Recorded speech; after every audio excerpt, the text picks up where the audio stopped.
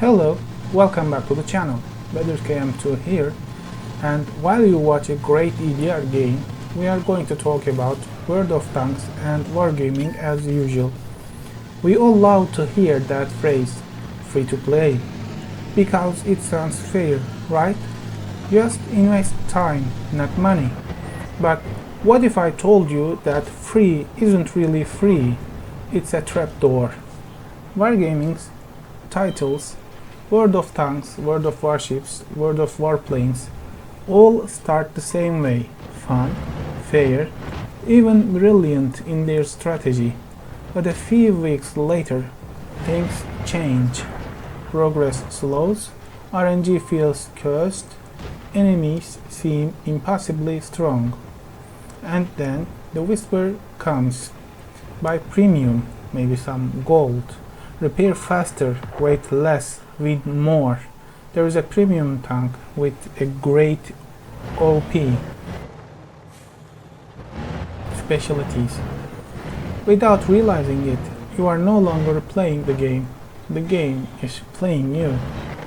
Wargaming's secret weapon RNG is #1 factor. It decides everything: your shoot accuracy, your damage roll, your matchmaking. You aim perfectly, pull the trigger, and miss. And do you think this is bad luck? But what if that luck was slightly adjusted for premium users? Many don't even notice, but premium accounts show statistically higher hit rates, smoother credit gains, and better streaks. RNG isn't random. It's hidden paywall. And on the other side of that wall, only the paying survive. Only the paying survive. Random number generator RNG. You know, there are 3 types of it: reticle RNG, penetration RNG, and damage RNG. Actually, there are more RNG types in the game, but these 3 are the main ones. And there is a 25% plus and minus variations, and this is unbelievable. So I need to ask a question here. Why would a game need RNG? To make game more fun? The factor of luck? Okay, but if so, why isn't it like 3% or 5%? Have you ever been to Los Angeles or Las Vegas in the USA? You know the rule, the house always wins? This is something like that. RNG is the main way the rules control you. And I think this is totally my own idea. When you start the game and wait to enter a match, the server doesn't just randomly place you in a queue. It looks at your account, how you play all your tanks, your win rate, your WN8, how much money you have spent, how many premium tanks you have, how many premium days you have.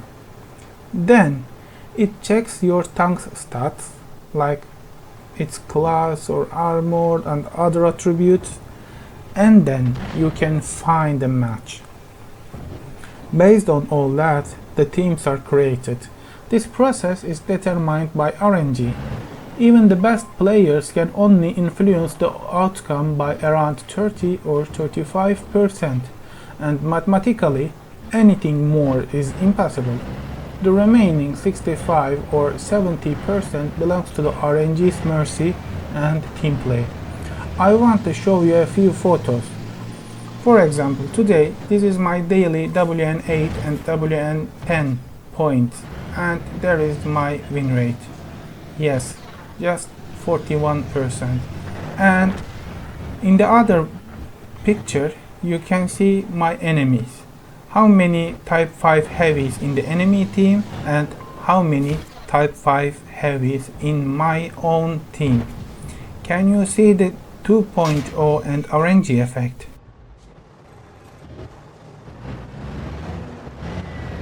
And at first the game showers you with small victories, easy enemies, generous rewards, dopamine hits.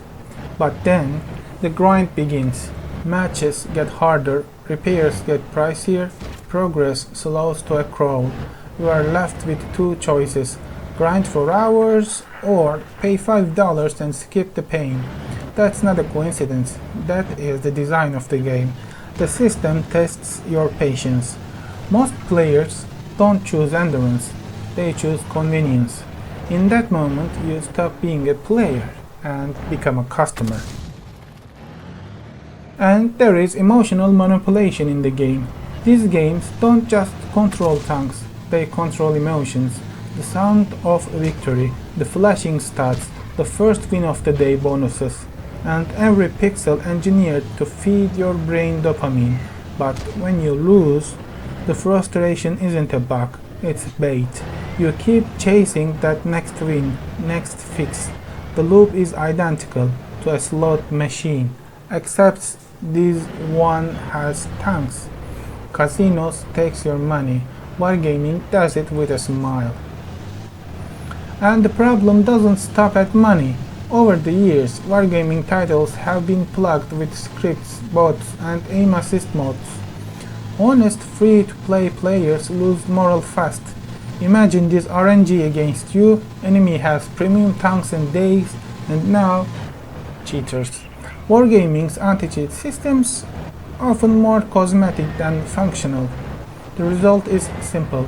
Fair play dies and the pay-to-win cycle tightens its grip. Everybody knows it. And to be fair, let's ask, why does wargaming do this? The answer is very simple. They need money to survive. This is a company, right? But how they earn it? This is the issue. Some companies sell cosmetics, skins, or battle passes that don't affect balance. Wargaming choose to sell power. You remember BZ-176 or XM57, right? In short term, it works for them, but long term, it poisons trust. Veterans quit, new players don't stay. What remains is not a community, but a war economy run by those who can afford to fight, and we call them whales in the game, right? And the future of the free-to-play players, yeah, they will slowly vanish. Only premium accounts will fill the battlefields, sterile, soulless, and predictable. But there is still hope.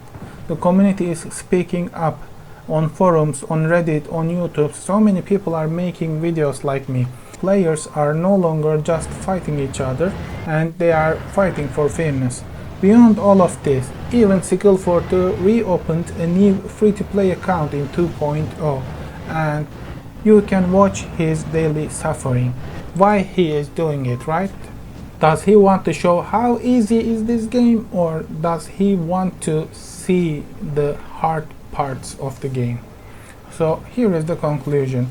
Maybe the real war isn't on the battlefield, and maybe it's between players and corporations, for fairness, transparency, and respect. Free to play shouldn't be a slogan, it should be a principle for games, and that principle survives only if we defend it, because the strongest weapon in this war isn't your tongue, it's your awareness. So that's all for me for today, guys. Thank you for watching, and if you like the video, please like it and subscribe. It's really a great motivation for me. Have a nice day and see you in the next video. Bye bye.